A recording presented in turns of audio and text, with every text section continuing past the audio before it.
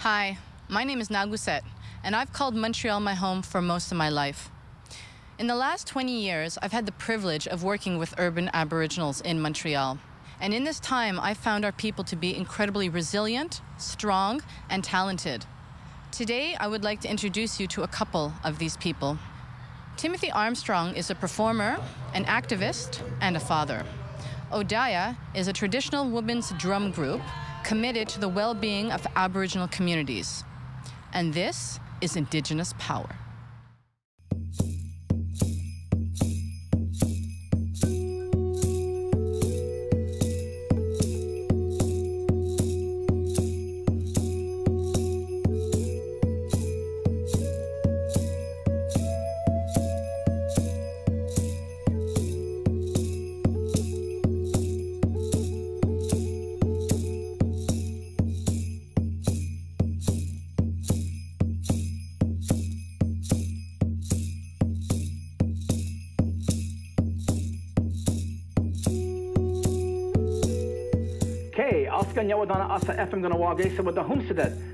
We are giving you the best variety of music. You are listening to K103.7 FM. On the other side of the break, I have music from David Essex, the Rolling Stones. Good morning. I'm Timothy Armstrong, sitting at 20 degrees outside of our K103 studios. It is 9:20. I hope you are not running late. Thank you so much for letting us into your studio. I know that you are very busy. How do you define yourself? First, I'd like to say father first, then activist, then I'd say I'm an announcer. In that order, as far as importance goes. Do you like working on radio? I love it. It's something I've always wanted to do. It's not many people get to have like a dream come true. Like a lot of people say, oh yeah, I used to pretend that I was a radio guy, but I have recorded stuff at home where what I now know are beds of music, it's called, where you're talking over music, and I would record these things knowing that one day I'd be working in radio, so I'd have this music underlying and I would record this stuff with the plan of using it one day while working in radio, and so well, here I am now. But you're what? You're a singer? What is it that you do exactly? Well, what is your instrument of choice? Well, my instrument of choice, I play flute, I play drums, I play guitar, I play piano, but I'm usually a front man. I don't like, I'll play only with like a tambourine or maybe a big set of congas in front of me, but nothing more than that. Mm-hmm. It takes too much concentration. You know, if you ever saw me performing, it takes a lot of energy. I don't just stand there. I move around. I'm very dynamic. I like that. I'm a showman. So I move around the stage a lot. I don't have time to hold an instrument. I leave that up to the guys who really do it well. I mean, I dabble in all those instruments, but I'm not proficient enough to do a lead guitar solo or a big piano solo. I know enough to write songs with all those instruments, but I wouldn't trust myself playing that because all my band members are so much better than me than that. Is there anything else you'd like this audience to know about you? You know what? For people that are dreaming of things like that, like, this is a dream come true. So if anything, I want people to know that, yeah, those dreams can come true. I was and I came to it late. So it's never, it's never time to give up on your dreams. It's just, you're just not ready for it yet or something. Life has other things planned for you. So don't worry about it. If you have a dream, don't give up on them. Just put them on the back burner and get down to doing what what you're supposed to do. And if you're meant to get there, you will. So perseverance. Perseverance. Don't let the dreams die. Keep them going. Okay. Follow your passions. That's the biggest thing. Follow your passions. I've always been passionate about this, and when the opportunity came, I grabbed at it right away. Don't hesitate. Don't second guess yourself and think, oh, maybe I shouldn't do it. No, go for it. What do you have to lose? Words of wisdom from Timothy Armstrong. Thank you so much. My pleasure. Come by again anytime you want. I will. All right. Okay.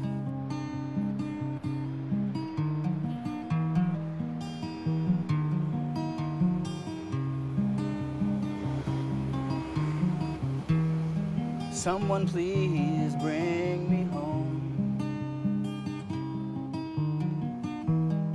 Can't seem to make it on my own. Ended up on streets where I don't belong. Love to be back home with you, but I'm not that strong. So please, please bring me home. Yes, someone please bring me home. Remember when all I wanted was to get away from you. Now I'd give my final breath to be back home with you. My inspiration is all the, well, what's been going on in the media, all the missing and murdered Aboriginal women. We even have one, well, when I was living in Kahnawake, we even had Tiffany Morrison, who was missing for 3 years. She went missing, you know, several years, and she was even found not far from her home. So it's a story that needed to be told, and I found that there wasn't enough coverage in the media. It was slipping through the cracks, not enough people were knowing about it, and I know that music has a way of getting to everybody. So I wanted to write a song because there's that many more people that could hear the message and find out exactly what's going on. It seems that when an Aboriginal woman goes missing, it seems to be a low priority. So what do you think is the solution? If you had an idea on how to address this issue, what would it be? Well, we have to take the issue, if we have to take the issue into our own hands, which is pretty sad that the government wouldn't be willing to help, but if we have to do that ourselves, if we have to mobilize ourselves, luckily we now have the infrastructure in place, like with the Idle No More movement. The movement has kind of calmed down right now, but what's nice about it is that we now have the infrastructure in place that we can, through via Facebook and stuff like that, we can communicate with each other very, very quickly. So if we can get in touch with each other through Indian country, you know, how, you know, the whole talk about Indian country, you know, the World Wide Web has made it that much smaller, so we can just get in touch with each other right away. If we have to do it, then we'll do it. So please, please bring me home.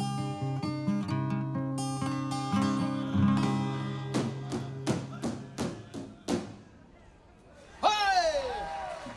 The Red Tail Spirit Singers!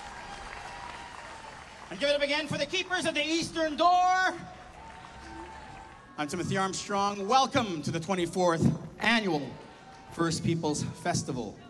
Mesdames et messieurs, put your hands together for the Buffalo Hat Singers.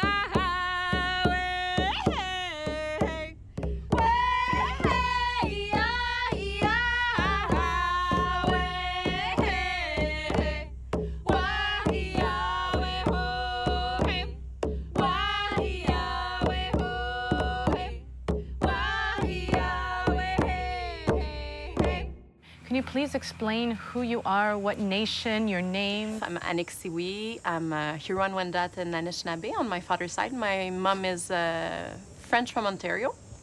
There's also Émilie Monet. She's her mom comes from Kitigan-Zibi, so she's Anishinaabe. Her dad is French.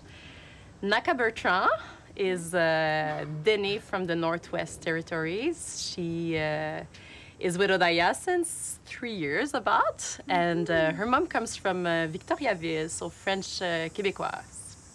There's also 2 other members that are not present with us, but that are very dear to our hearts. There's Lisa Gagné, she's Saulteaux, she comes from Saskatchewan. And there's also Kimpikar. She's Innu from Pessamit. And what does Odaya mean? Well, at the time it was a big, it took us a while before finding the name, and we were like figuring out what it could be. Some of the members were more Iroquois languages, Mohawk and Wendat, and the others were more like Algonquin languages. And we wanted something in the language, and it was actually Anik came up with that name. Her sister was supposed to be called Odaya, and she remembered that name. And Odaya is a word that comes from Odaimin, which means the strawberry in Anishinaabemowin. Wow. So we thought it was a good name for us because it's all about the heart and love and compassion. So That's beautiful. I had no idea that's what it meant. Please. Odaya, like Odaimin, it's, as Emily said, it's the strawberry. But if you translate it literally in Anishinaabemowin, it's the fruit of the heart. Okay. The strawberry is the fruit of the heart. And when you cut it in two, the strawberry, it looks like a heart.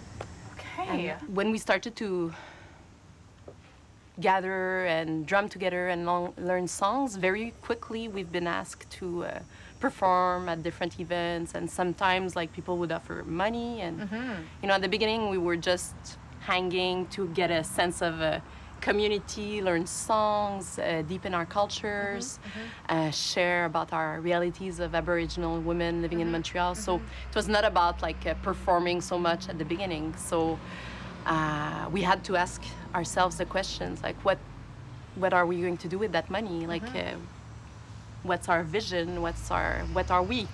And we all decided, we all agreed like very quickly that we would give back the profits to the community to create projects for the community, or support organizations or different causes.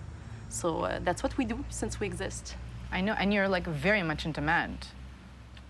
Very much. Well, you are. I know you're like at so many different events. But what did you do just past weekend? What else are you doing besides performing? You're doing workshops or something along that line? Yeah, we gave a workshop at the Forum Social des Peuples, the People's Social Forum in Ottawa. Previously, we were at the World Social Forum in Tunisia. Oh my God. 2013, after the Tunisian Revolution. So we just went there and talked about Odaya and social transformation, and how art can be part of cultural healing and such. So, yeah. Were you like well received? People coming after you and asking you to come to their communities, or? Well, they hadn't heard. It was just right after the big, resurgence movement. Well, with I Don't Know More, so part of it was to talk about that and inform people about what was going on in Canada in terms of Indigenous struggles. And but what we were really interested in doing over there was to connect with the Indigenous people from Tunisia. They're called the Amazigh people. So they were also at the forum, and so we came up to them and we introduced ourselves, and we were right away invited to go spend some time with them in their village. So we went to, it's called Gelala in Jerba Island, and we were hosted by the family of the president of the Amazigh Association of Tunisia, and it was very, very eye-opening for us too, because one thing is that Indigenous people worldwide do face extreme injustices and being taking away their culture, their land. So it was very good for us to see that and create those solidarity, this solidarity between us, but also like to see, because they weren't even allowed to create an association as a people before the Tunisian Revolution. So it was, and they couldn't even name their children with Amazigh names until a few years ago. So it was good to see that reality too.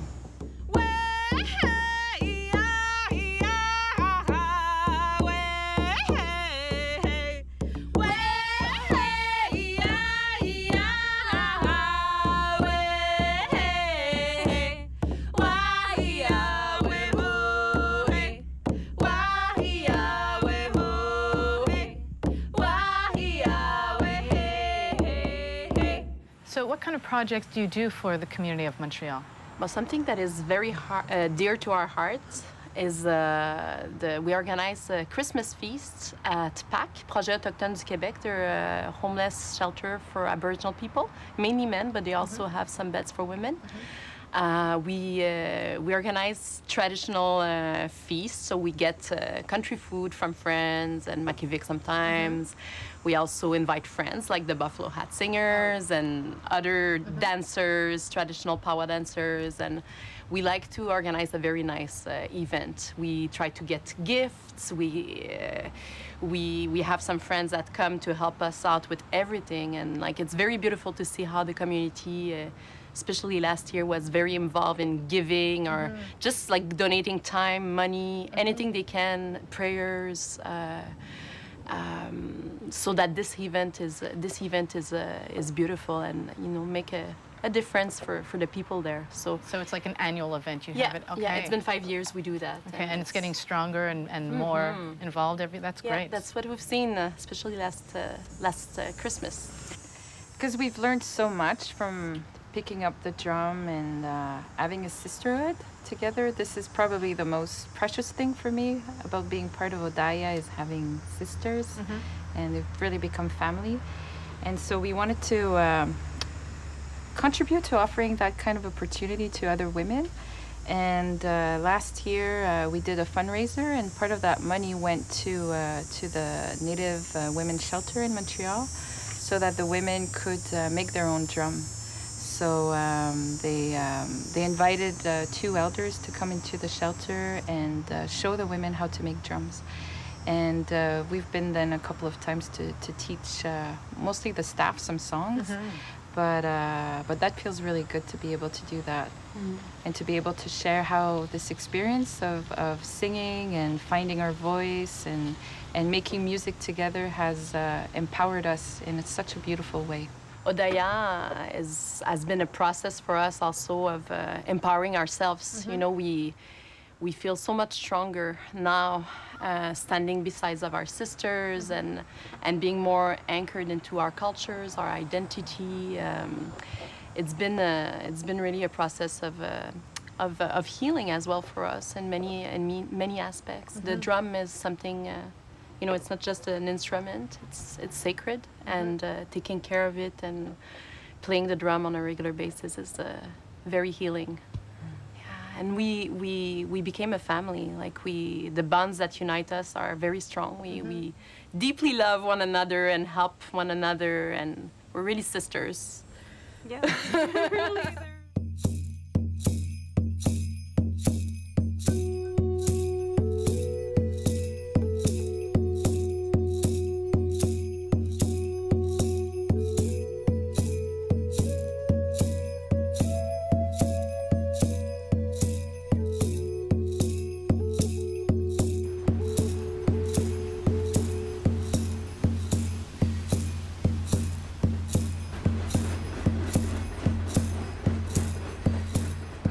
Right now, we're located under the Mercier Bridge.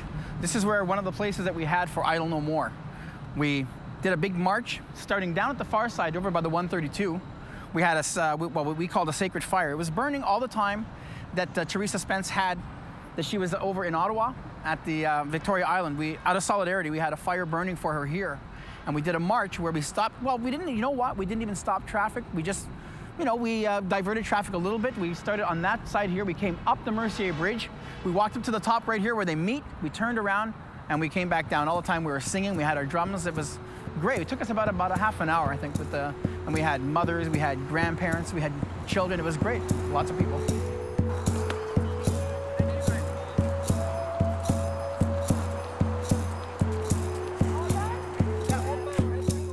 What made me want to get involved with it was that the fact that I hadn't been involved in it before. And I saw the Idle No More movement. I saw that it was a peaceful movement. I've seen a lot of stuff that was very militant, stuff that I was kind of, well, not embarrassed, but I'd rather not be involved with that because it showed the more aggressive side of it. And this was peaceful. I liked all the flash mobs that were going on all over Canada. So I thought it was a very peaceful movement. I wanted my children to be involved with that. So my children and I had gone to Angrignon Mall the week before, and we took part in the flash mob over there. It was great. something that I want to be involved with. I even played the song for Teresa Spence on Victoria Island as well, and that was on New Year's Eve.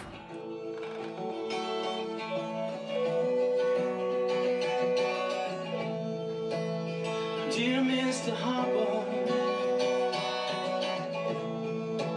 what are you waiting for? Well, being a songwriter, I like to use my music, as my means of protest. I still want to continue doing music because I find it has mass appeal. It's a way to get a message across to people. And so there's also residential schools. There's so many other issues that we can still deal with. Thank you for watching Indigenous Power. Please stay tuned for more episodes on urban Aboriginal talent in Montreal.